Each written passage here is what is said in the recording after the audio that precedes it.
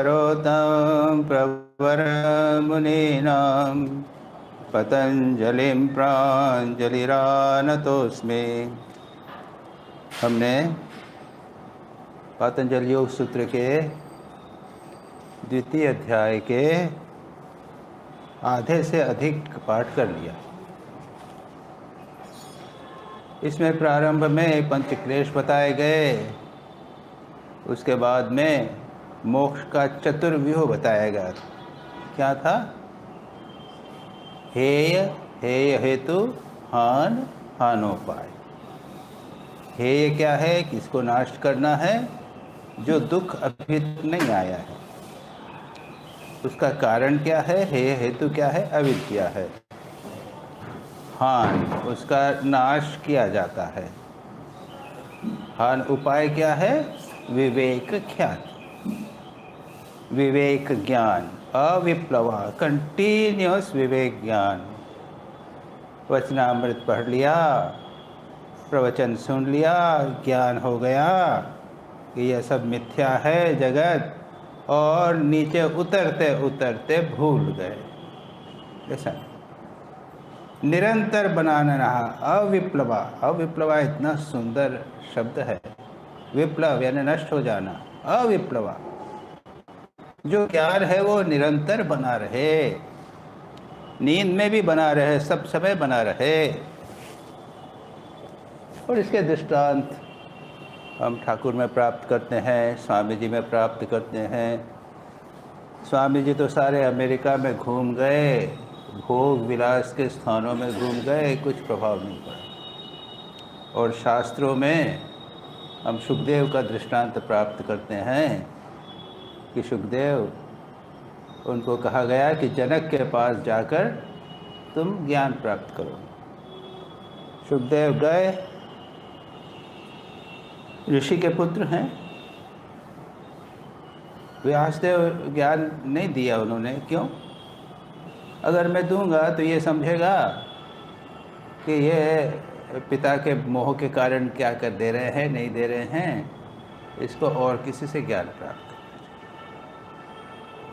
जब गए दरवाजे पे तो उनको बैठने के लिए भी नहीं कहा गया, दरबार ने रोक दिया। 5-7 दिन तक बैठे रहे चुपचाप, कोई फर्क नहीं पड़ा, मन पर प्रभाव नहीं पड़ा।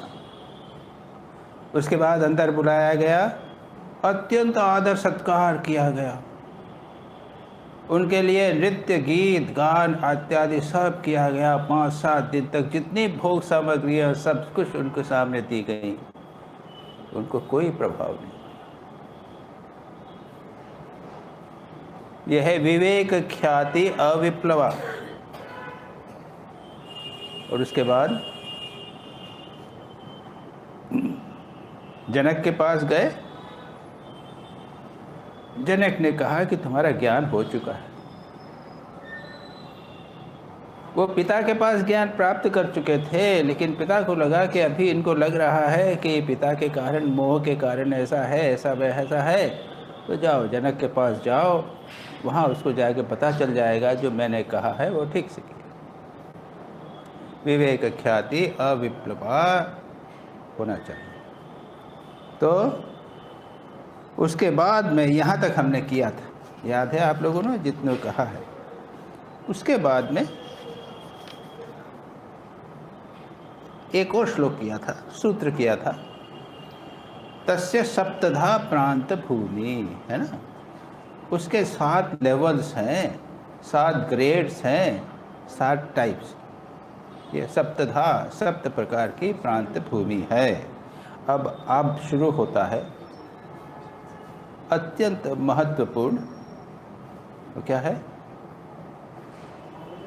यहाँ से प्रारंभ, अभी तक क्या है? ये विचार चल रहा है फिलोसॉफिकल दार्शनिक। अब प्रारंभ होगा साधना का अंग। योगांग अनुष्ठानात् अशुद्धि क्षये ज्ञान दीप्ति ही अविवेक ख्याते है। विवेक ख्याति की बात कही ना, विवेक ज्ञान अविप्लवा। ये ज्ञान कैसे होगा? कहते हैं योग के अनुष्ठान से। बड़ी विचित्र बात है। अरे अहिंसा, सत्य, अस्तेय, ब्रह्मचर्य, अपरिग्रह, यम, नियम, आसन, प्राणायाम, प्रत्याहार, धारणा, ध्यान, समाधि, इसमें तो ज्ञान की बात है ही नहीं। इसके साथ विवेक क्या कहा कि योग के अनुष्ठान से अशुद्धि का नाश होता है। हमारी सारी समस्या ये है, हम सुन रहे हैं, प्रत्येक दिन सुन रहे हैं, बता रहे हैं, स्वामी जी बताते हैं, प्रवचन सुनते हैं, बड़े बड़े विद्वान हो गए हैं, अच्छी तरह समझा के बताते हैं, कहानियाँ सुना सुना के सारी चीज़ बता देते हैं, लेकिन धारणा क्यों नहीं होती? अशुद्धि के कारण, चित्त शुद्ध नहीं होने के कारण। वेदांत में क्या कहा है? वेदांत में भी ये बात कही है ना, साधन चतुष्टय होना चाहिए और तब आपको ज्ञान होगा। ज्ञान तो है अहम ब्रह्मास्मि, ठीक से समझ लिया पढ़ के, विवेक चूड़ामणि पढ़ लीजिए, वेदांत सार पढ़ लीजिए, अहम ब्रह्मास्मि, मैं ब्रह्म हूँ, और विचार करके बता देंगे ये देह नहीं है, ये मन नहीं है, ये शुद्ध आत्मा है, और ये आत्मा और जो बाहर परमात्मा सर्वव्यापी है, ये दोनों एक है। विचार करके सारी चीज़ अच्छी तरह समझा दे। लेकिन उसके पहले अधिकारी होना चाहिए। ठीक है, आप लोग तो विवेक यहाँ सब सुनते होंगे, वेदांत, अधिकारी होना चाहिए। अधिकारी तो विदितवत अधीत वेद वेदांगत्वेन, विवेक चूड़ा वैराग्य से अपने वेदांत सार में कहते हैं। और अधिकारी क्या है? उसमें विवेक, वैराग्य, षट संपत्ति और मुमुक्षुत्व, साधन चतुष्टय होना चाहिए। तब ऐसा जो अधिकारी है उसको ज्ञान देंगे तो उसको समझ में आ जाएगा। हमारे धीरेशानंद जी महाराज, जिनसे हम थोड़ा वेद पढ़े, तो वो कहते थे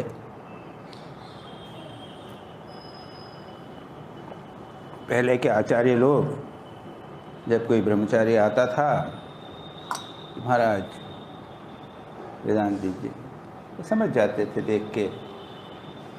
अधिकारी नहीं, क्या करते थे? ऐसा है कि तुम एक काम करो ना, 4 धाम घूम आओ, बद्री, केदार, गंगोत्री, यमुनात्री, 4 धाम घूम आओ ना, तीर्थ हो जाएगा, बड़ा अच्छा है। वो घुमा देते थे। अभी अधिकारी नहीं है, बहुत सारा मल भरा हुआ है, चित्त शुद्ध नहीं हुआ है। वो चित्त शुद्धि होगी, उसके बाद में ज्ञान का अधिकारी होगा। पातंजल योग सूत्र में भी यही बात है। पातंजल योग सूत्र के जो प्रारंभ के 5 अंग हैं, इनको बहिरंग कहते हैं। यम, नियम, आसन, प्राणायाम, प्रत्याहार, धारणा, ध्यान, समाधि, ये अंतरंग हैं। ये 5 जो हैं ये बहिरंग हैं, ये प्रिपरेशंस हैं अधिकारी बनाने के लिए।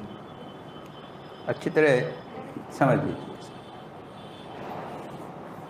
तो यहाँ पर इसी बात को प्रारंभ करते हुए कहते हैं, योगांग अनुष्ठानात्, योग के अंगों के अनुष्ठान करने पर क्या होती है?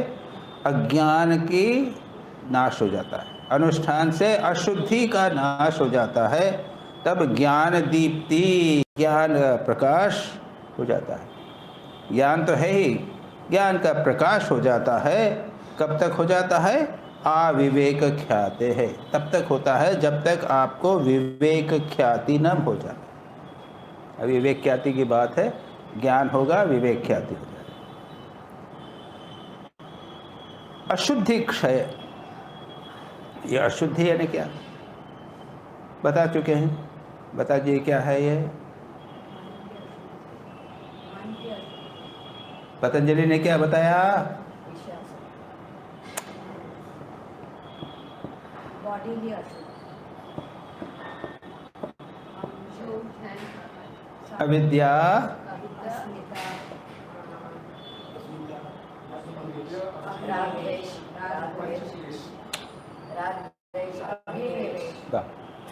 इतनी देर लगती है। अविद्या, अस्मिता, राग, द्वेष, अभिनिवेश, पतंजलि के अनुसार। अब यूँ तो दूसरे जगह जाओ तो दूसरे प्रकार से होगा। ठाकुर काम कांचन बोल देते हैं वेकी को, और सब ज़्यादा चक्कर में नहीं जाते ठाकुर।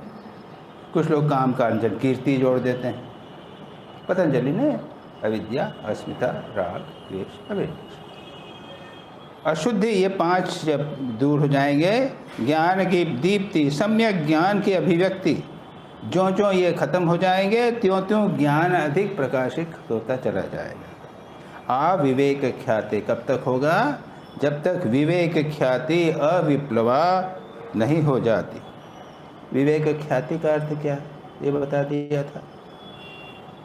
पुरुष और प्रकृति, इन दोनों का विभेद भाग। ये जगत, ये पंच भौतिक पदार्थों से बड़ा है, सत्वगुण, तमोगुण, रजोगुण से बना हुआ है। जो आत्मा है वो उससे भिन्न है। बिल्कुल ठीक। और योगांग अनुष्ठान से क्या होता है? विवेक ख्याति जो है, विवेक ज्ञान कितना होता है? श्रुत प्राय ज्ञान होता है, अनुमान के साथ होता है, और उसके बाद में ध्यान के द्वारा भी संपक समाधि के बाद होता है, लेकिन अशुद्धि के क्षय होने पर ही होता है। उदाहरण के लिए ले लीजिए, योग अनुष्ठान से ये अशुद्धि कैसे नष्ट होती? उदाहरण के लिए द्वेष है ना, राग द्वेष अभिनिवेश, सॉरी ना, वही राग द्वेष अभिनिवेश है। द्वेष है, अहिंसा का अभ्यास करें तो द्वेष दूर होगा। अहिंसा का अर्थ ही है किसी के प्रति बुरा भाव नहीं करना।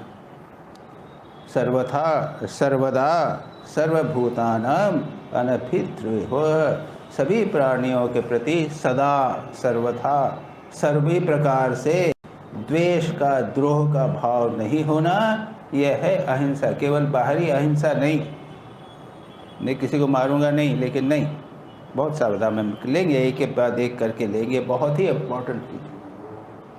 उसके बाद में सत्य लेवे, तो सत्य यानी क्या? ये तो अविद्या ही अविद्या का नाश ही हो जाएगा। अगर सत्य को रहते हो तो परमात्मा या आत्मा ही सत्य है, बाकी जब जो है वो मिथ्या है। तो उसी के अनुसार आपको आचरण करना है। जो बोलेंगे उसको आप यथार्थ, जो भी बोलना है उसको जैसा हमने देखा है, यथार्थ है वाग मनसे, ये सत्य की परिभाषा। जैसा हमने देखा है, जैसा करना है वैसा बोलना है। धीरे धीरे करते करते करते करते व्यक्ति उस वास्तविक सत्य में प्रतिष्ठित हो जाएगा, जिसके अनुसार अविद्या में जो है जगत सारा मिथ्या प्रतीत होता है। तो इस प्रकार से एक एक अनुष्ठान के द्वारा एक एक अंग प्रतिष्ठित होता जाता है और ज्ञान पूर्ण रूप से प्रकाशित होता है। अच्छा, अब चले ज्ञान दीप्ति, यानी स्फुट ज्ञान। अभी ज्ञान है, थोड़ी थोड़ी लाइट आ रही है, बस दीप्ति नहीं है। 29 और 30 वर्ष। यम नियम आसन प्राणायाम प्रत्याहार धारणा ध्यान समाधौ अष्टौ अंगानि। थोड़ा इसको मदद कर दो भाई।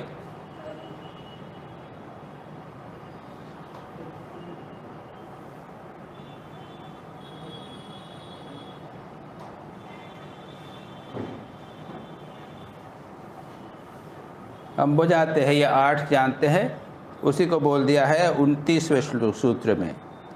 अहिंसा सत्य अस्तेय ब्रह्मचर्य अपरिग्रहाः नियमाः। अहिंसा सत्य अस्तेय, चोरी नहीं करना, ब्रह्मचर्य और अपरिग्रह, इनको बोलते हैं यम। अब एक एक करके इसको देखा जाए।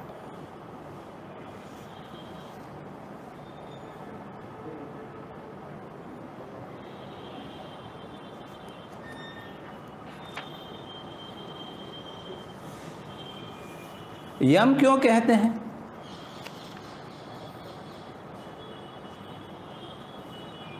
हिंसादिभ्यो निषिद्धेभ्यो धर्मेभ्य योगिनाम यमयति इति यमः। हिंसा, असत्य, चोरी इत्यादि जो निषिद्ध धर्म है, ऐसा नहीं करना चाहिए, उनको जो रोकता है, यम करता है, कंट्रोल करता है, उसको कहते हैं, इसलिए उसको कहते हैं यम। अच्छा, अब इसमें नियम बाद में आएंगे। अहिंसा, पहला है अहिंसा। अहिंसा की क्या परिभाषा अभी मैंने बताई। सर्वथा सर्वदा सर्वभूतानाम अनभिद्रोह। सर्वदा, सब समय, एक एक बहुत इंपॉर्टेंट चीज। और इसके ऊपर अभी हम डिटेल में थोड़ा जाने के प्रयत्न करेंगे। बहुत सारा डिटेल है। उदाहरण के लिए जैन धर्म जो है ना, वो तो अहिंसा पे आधारित है, महान व्याख्या। बौद्ध धर्म में भी अहिंसा को महत्व दिया गया। अहिंसा को परमो धर्म कहा गया है। और यहाँ तक कहा गया है कि जितने बाकी हैं सत्य, अस्तेय, ब्रह्मचर्य, अपरिग्रह, ये जो जितने हमारे दूसरे यम हैं, ये सब अहिंसा की पूर्ति के लिए हैं। और हमारा दुर्भाग्य है कि हम एक स्तर तक चिंतन करते हैं, उसके अधिक कर नहीं पाते और अहिंसा को जीवन में उतारते हैं। ठीक है, हमारे जीवन में कोई बड़ी हिंसा तो कर नहीं रहे हैं, लेकिन मन में कभी भी किसी भी प्रकार का किसी व्यक्ति या प्राणी के प्रति द्वेष का भाव, बुरा भाव सर्वदा सर्व प्राणी न, कोई बदमाश हो, झूठ हो, गुस्सा वाला हो, क्रोधी हो, सांप हो, शेर हो, उन सभी के प्रति द्वेष भाव का अभाव, इसको यहाँ पर कहा अहिंसा परिभाषा में। और मा हिंस्यात् सर्वभूतानि, समस्त प्राणियों में से किसी की भी हिंसा नहीं करना। और अगर हम हमारे मानव जाति में देखें तो हिंसा हमारे समाज का मानो एक अभिन्न अंग बन गया। हिंसा, कुत्ता भी आएगा तो डंडा मार के भगाने का प्रयत्न करेंगे, बंदर आएगा तो डंडा मार के भगाने का पड़ेगा। क्या करें? अगर उनको हम रखने जाएं तो वहाँ मुश्किल है, वो रोज आके हमारे से कुछ न कुछ मांगने लग जाए।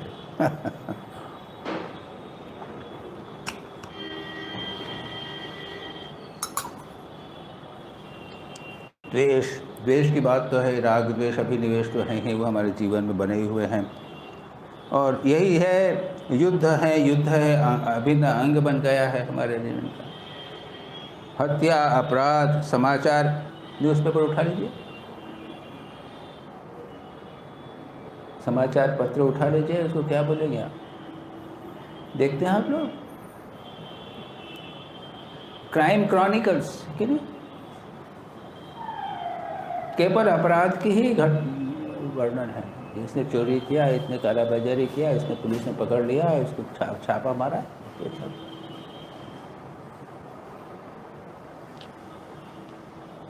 लेकिन आज से करीब 2000-2500 वर्ष पहले बौद्ध धर्म और जैन धर्म, इन दोनों ने अहिंसा को राजधर्म बनाकर उसको सामान्य जीवन में लाने का प्रयत्न किया था।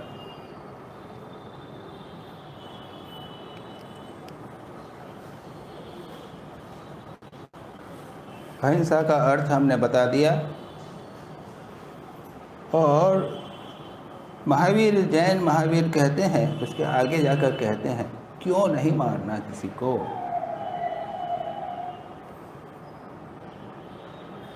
थोड़ा सा विचार, एक्चुअली ये बड़ा मुश्किल है समझना। समस्त प्राणी एक ही हैं, हम एक ही हैं। ईशावास्यमिदं सर्वम यत्किंच जगत्याम जगत, सब एक ही ईश्वर ही सर्वत्र विद्यमान है। उपनिषद बार बार कहते हैं यह उच्चतम सत्य है।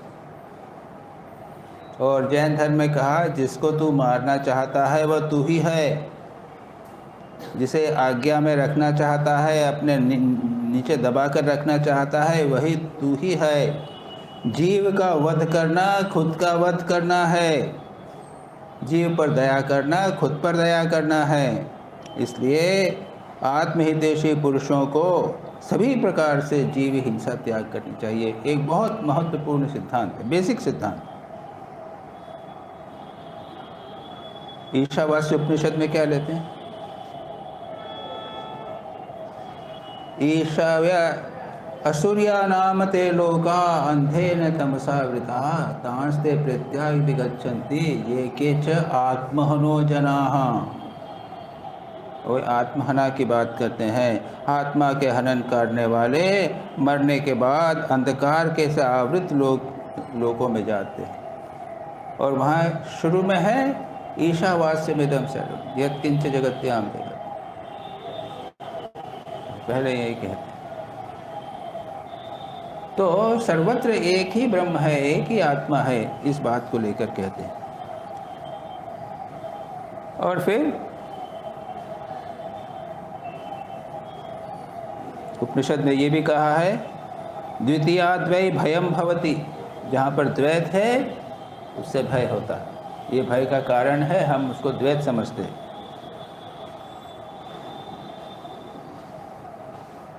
अब इसके आगे कहते हैं,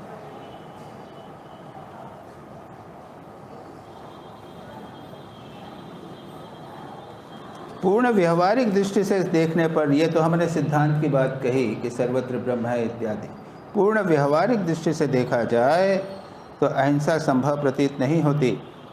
शरीर धारण के लिए किसी न किसी मात्रा में हिंसा तो करना ही पड़ेगा। इसलिए श्वास प्रश्वास लेंगे तो अणु परमाणु नष्ट होंगे।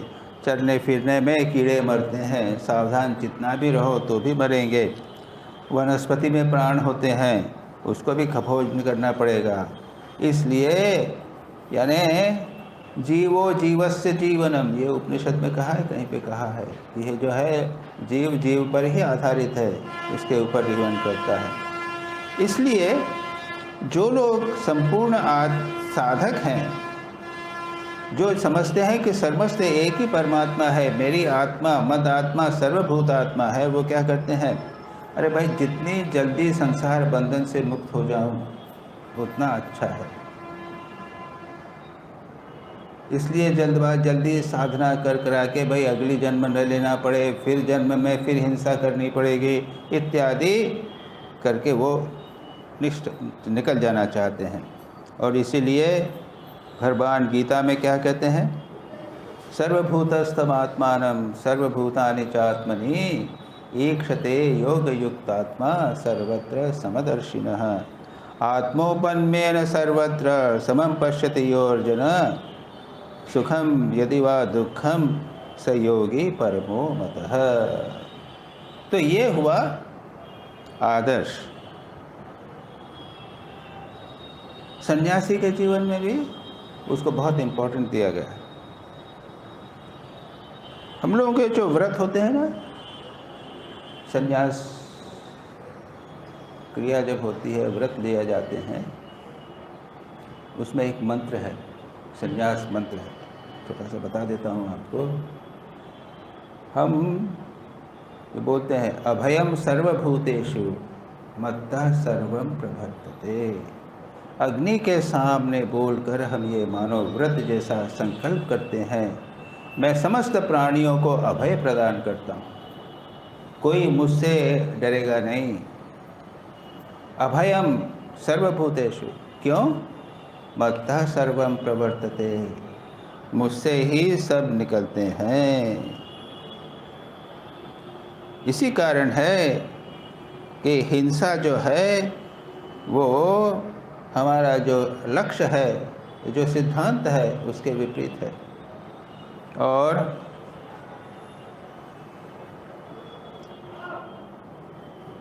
स्वामी विवेकानंद क्या कहते हैं?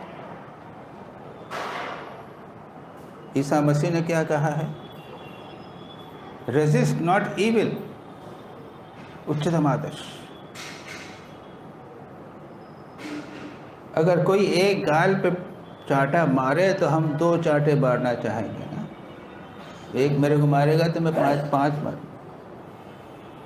ये संसारी लोगों के लिए है।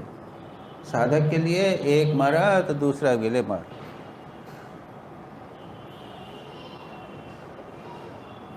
और मैंने कहीं एक मज़ेदार बात देखी थी या सुनी थी, या पुराने बहुत समय पहले एक सिनेमा देखा था या क्या कहा था कि एक क्रिश्चियन प्रीस्ट था, तो वो उसने इस प्रकार का कहा, तो वो था तो एक बदमाश था, उसने कहा कि देखें टेस्ट करता हूँ, एक चांटा मार। उसने कर दिया, एक चांटा मारता चला गया। फिर उसने एक मुक्का मारा, वो ठंडा हो गया। बस मज़ेदार एक इस तरह की कहानी है।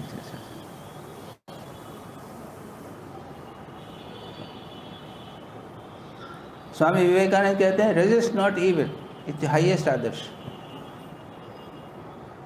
धीरे से ऐड करते हैं और कहते हैं फॉर सन्यासिन्स, गृहस्थों को स्वयं की रक्षा करने के लिए हिंसा को अवलंबन करना।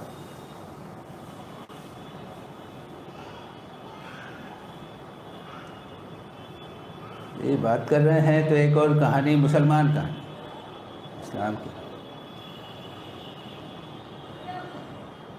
एक फकीर दुबले पतले जा रहे थे, देखा एक मांस की दुकान है,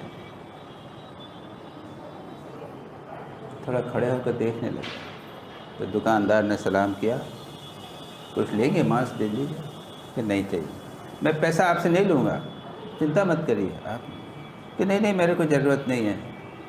अरे आपको देखते कि लगता है कि आपको तो ज़रूरत है, आपके शरीर में तो मांस है ही नहीं, मांस खाए बिना मांस नहीं बनेगा। क्या बात कही मालूम? वो संत कहते हैं मेरे शरीर में जितना मांस है वो कब्र के कीड़ों के लिए काफ़ी।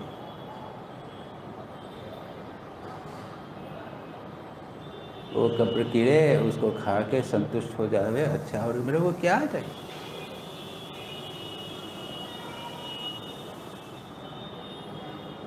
श्री रामकृष्ण का तो ऐसे ही कहा ना, गले में कैंसर हुआ था, लोगों ने कहा माँ से प्रार्थना कीजिए। कैसे प्रार्थना करूं? प्रार्थना की, माँ मैं कुछ खा नहीं पा रहा हूँ। माँ ने क्या बता दिया? तो इतने मुख से तो तू खा रहा है,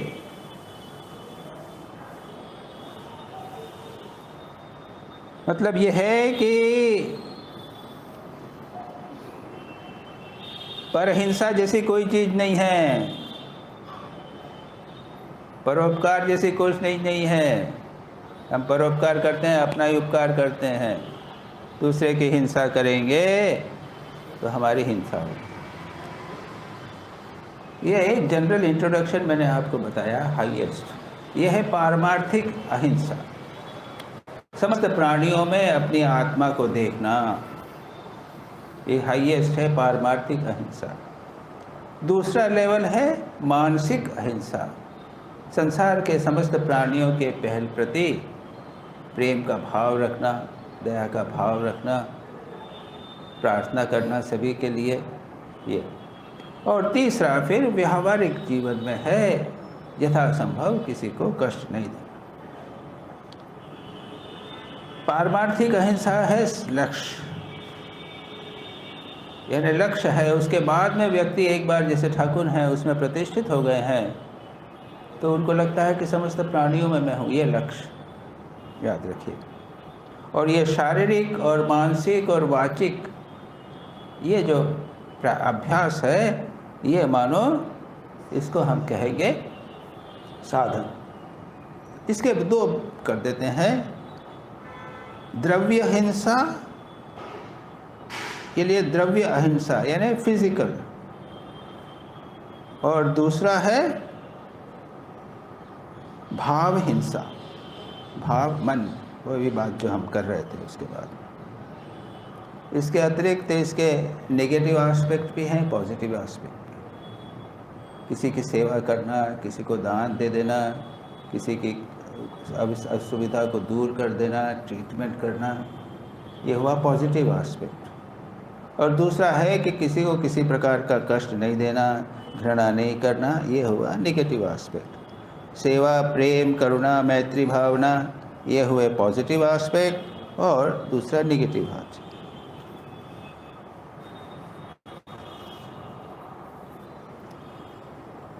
अब थोड़ा सा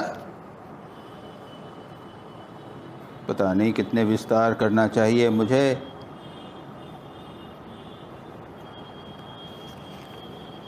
मेरे पास तो बहुत सारा लिखा है।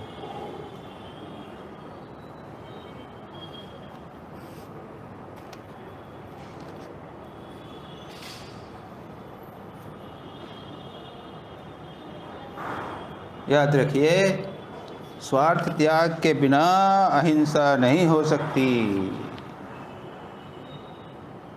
बाह्य सुख खोजने में हिंसा होगी, दूसरों को पीड़ा होगी। सत्य आदि के द्वारा अहिंसा निर्मल होती है।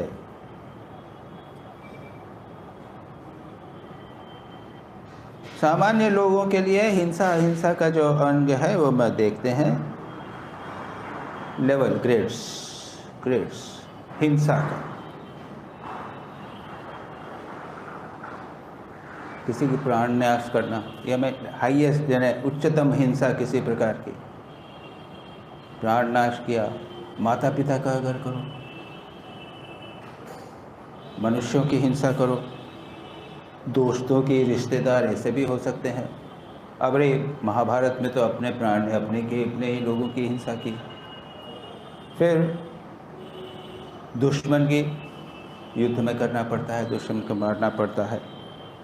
उसके बाद में शेर, सांप इत्यादि की हिंसा, जो कष्टकर जानवर हैं। फिर साधारण जानवर की हिंसा करो, कुत्ते की कुछ नहीं है, पालतू है फिर भी। फिर आओ पेड़, तो जो कंटीला पेड़ है, जहरीला पेड़ है, उसको दूर करना, सामान्य पेड़ को मारना। इस प्रकार से अलग अलग लेवल बना दिए। वो कहते हैं आतताई हो तो उसका वध करना, क्षत्रिय कहते हैं आतताई को वध करना चाहिए।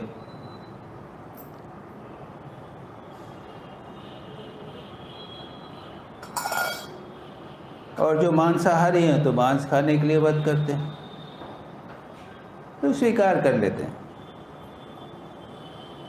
हाईएस्ट लेवल पे नहीं होता। उसके बाद हम लेवल्स बता रहे हैं। दूसरा आप कहते हैं भाव अहिंसा और द्रव्य अहिंसा। इसकी बात जो है ना, क्रूरता, द्वेष, हिंसा, मान में है न करना, इसको त्याग करना। वास्तविक कोई मारे भी तो उसके प्रति द्वेष का भाव नहीं आए। पहवारी बाबा वो सांप भी आते थे तो उनको इसी तरह प्यार करते थे। सांप ने एक बार डस भी लिया था, उनको बेहोश भी हो गए थे, फिर भी गए, भगवान आए थे। चोर आया तो उसके पीछे भागे उसको कुछ खिलाने के लिए। ये उच्चतम भाव हो जाता है। जो योगी हैं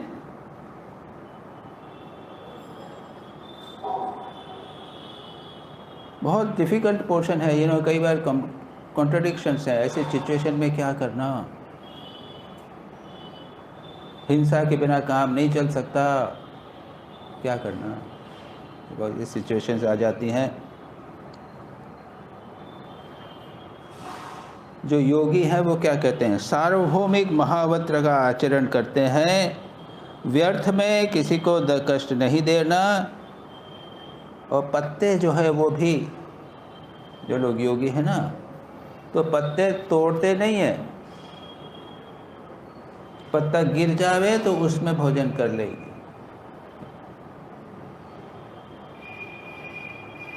क्योंकि पत्ता जब जीवित है तो उसको तोड़ने में कष्ट हो।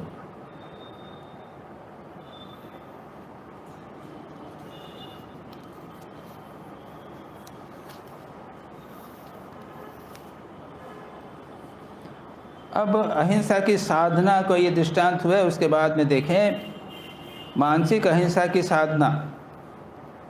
समस्त स्थानों पर आत्मदर्शन का अभ्यास करने का प्रयत्न कीजिए। सर्वत्र मद आत्मा सर्वभूतात्मा। आसान नहीं है। रोज़ सुबह कम से कम ध्यान में तो भगवान को याद करना चाहिए। हमारे इष्ट जो हैं श्री राम कृष्ण हैं, वो रूप माननीय है, संसार के समस्त प्राणियों में विद्यमान है, सर्वत्र है, ये सब ध्यान रखना चाहिए। दूसरा, बैर त्याग की साधना।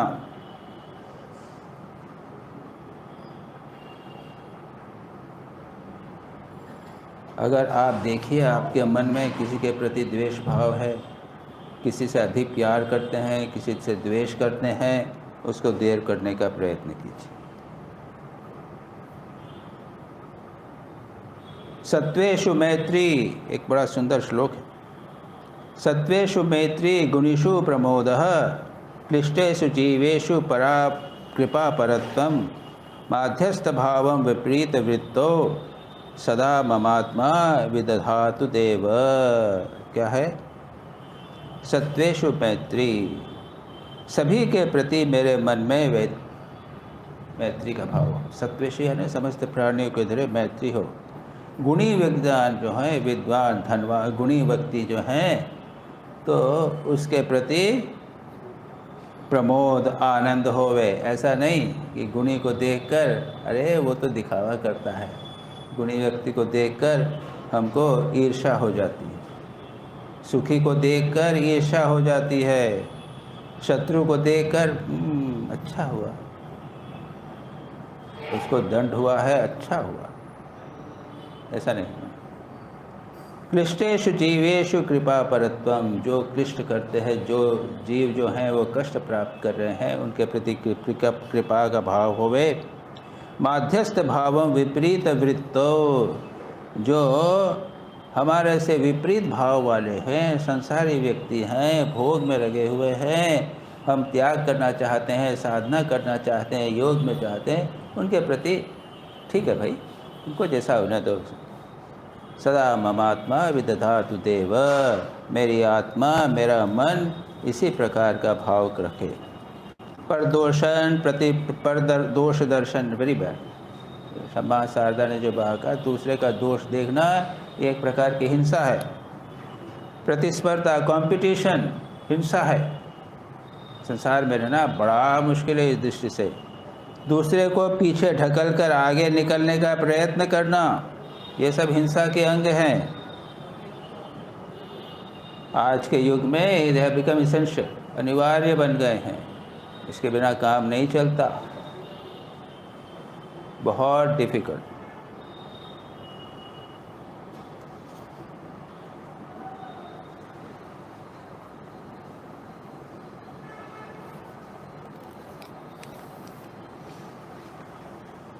असूया नाम ते लोका अंधे न तमसा युता, वो तो असूर्या। लेकिन असूया, असूया यानी क्या होता है?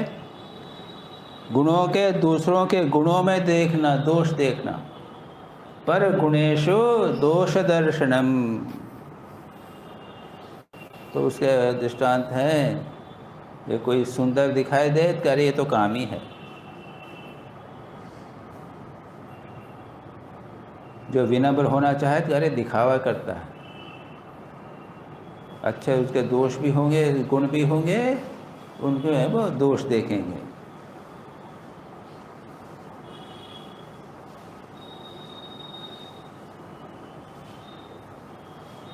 श्लोक भी याद नहीं, मैं देखता हूँ कहाँ पे, बड़ा सुंदर श्लोक है एक।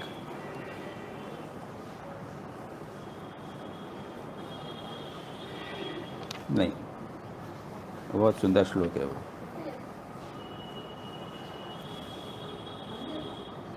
क्या?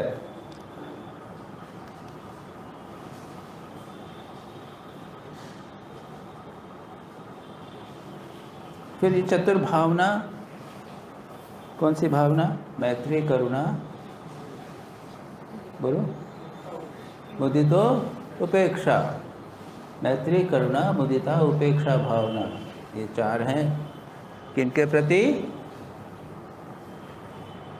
सुखी, दुखी, गुणवान और दुष्ट। जो सुखी व्यक्ति है उसके प्रति मैत्री, दुखी है उसके प्रति करुणा, जो गुणवान है उसके लिए मुदिता, खुशी होना, उसका देव दोष नहीं देखना, और जो दुष्ट हैं उनकी उपेक्षा। ये है अहिंसा के बहुत इम्पोर्टेंट। इसके अतिरिक्त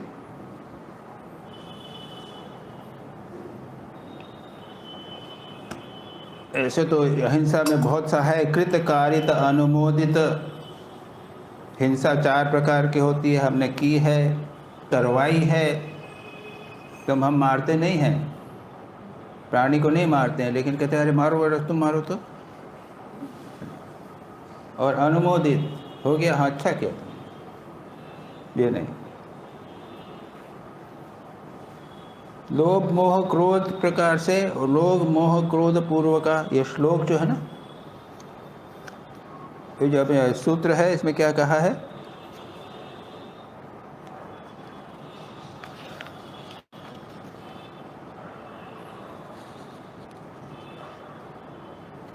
आ गया,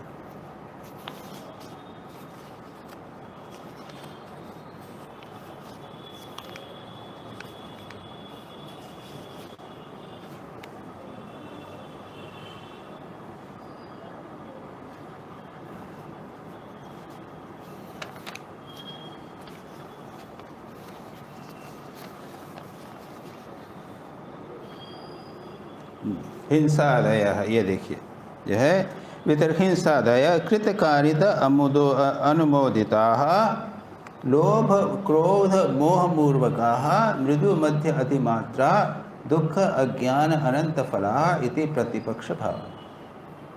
यहाँ सूत्र में कहते हैं अहिंसा सत्य अस्ते ब्रह्मचर्य अपरिग्रह, ये यम हुए।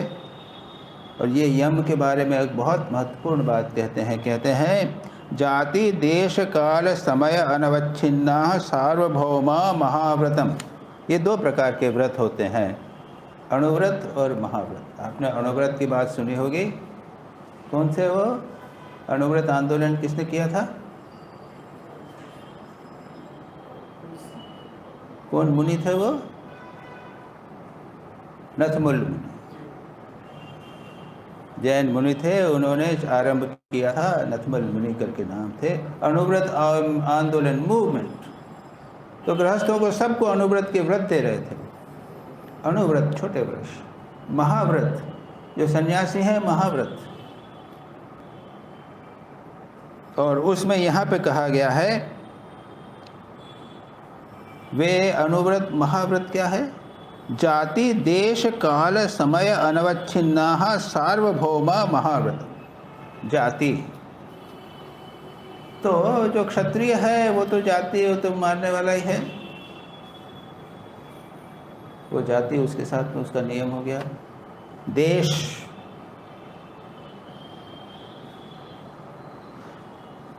देश अगर आप ऐसे स्थान पर जावें, आप जंगल में चले जाएं, तो वहाँ तो भाई बिना मारे आप रह नहीं सकते। काल, ऐसे समय में आपको यदि कोई मारने के लिए आ जावे तो क्या करोगे? अपनी रक्षा के लिए करना पड़ेगा। कोई शेर ने अटैक कर दिया तो क्या करोगे? अच्छा, समय के अनुसार। और फिर उसका जब अनवच्छिन्ना, यानी ये देश काल के द्वारा उनमें वो नहीं होता। जो अनुव्रत है वो क्या है? गृहस्थ के लिए है कि भाई इस प्रकार से रहेगा, इस प्रकार के रहेगा, ये सब उनको नियम है अपना। अगर कोई रक्षा करने, कोई मारने आए तो अपनी रक्षा कर ले, उसको मार सकता है। ऐसे सब गृहस्थों के लिए नियम बने हैं। लेकिन सो फार एज सन्यासी के लिए हुआ अनवच्छिन्ना, सार्वभौमा, सर्वत्र, चाहे मैं यहाँ रहूँ, चाहे अमेरिका में रहूँ, चाहे बम्बई में रहूँ, सार्वभौम कहाँ भी रहेगा। ये अहिंसा का व्रत जो है वो देश काल इत्यादि के द्वारा कभी भी परिवर्तित नहीं होगा।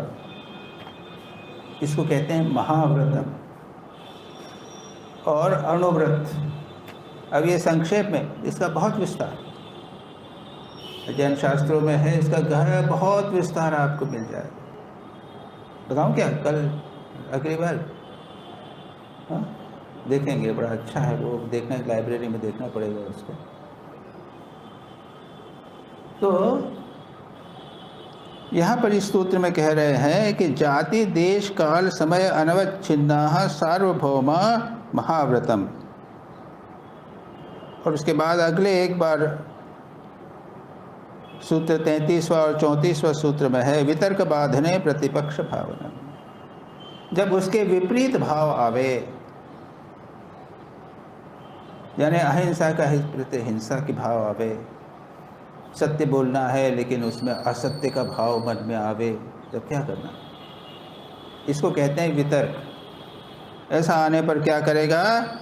वितर्का हिंसा आदि, हिंसा, असत्य, चोरी, परिग्रह, अब्रह्मचर्य, ये 5 हो गए वितर्क। इनके आने पर क्या करेगा? प्रतिपक्ष भावना।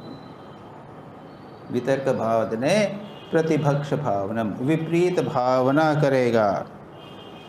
क्या क्या भावना है उसको भी वर्णन कर दिया है, एक छोटे से सूत्र में विस्तार कर दिया है।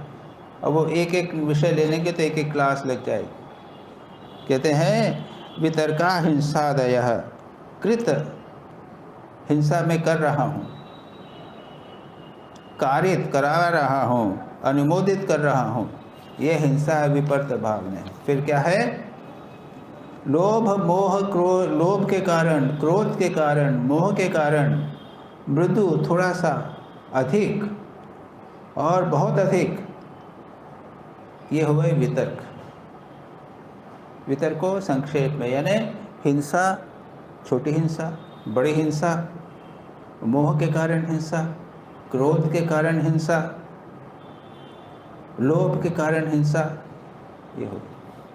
उसी प्रकार झूठ बोला, लोभ के कारण झूठ बोल दिया, क्रोध में आकर झूठ बोल दिया, ये सब हुआ, ये हुआ वितर्क। चोरी कर ली, अभी कैसे कैसे पड़ी हुई चीज़ है, किसी की ले ली, किसकी है ये नहीं मालूम, ये भी चोरी है। और संग्रह तो हम करते ही जाते हैं। इन सब को क्या कहते हैं? इसके प्रति क्या करना पड़ेगा? प्रतिपक्ष भावना। प्रतिपक्ष भावना क्या है? इनके कारण दुख होगा, अज्ञान रूप दुख, और अज्ञान का अनंत दुखदायक फल होगा, ऐसा याद रखिए। इसको कहते हैं प्रतिपक्ष भाव। तो यहाँ पर संक्षेप में यही कहा है, इसके आगे विस्तार में सोच रहा हूँ कि अगली बार इसको और कुछ थोड़ा सा लेकर अच्छी कुछ कहानियाँ वगैरह मिल जावें तो आपको इसको बताने का प्रयत्न करें। आज यहीं बंद करें। ओम योगेन चित्तस्य पदेन वाचां मलं शरीरस्य च वैद्यकेन योपाकरोतं प्रवरं मुनीनां पतञ्जलिं प्राञ्जलिरानतोऽस्मि। बाबा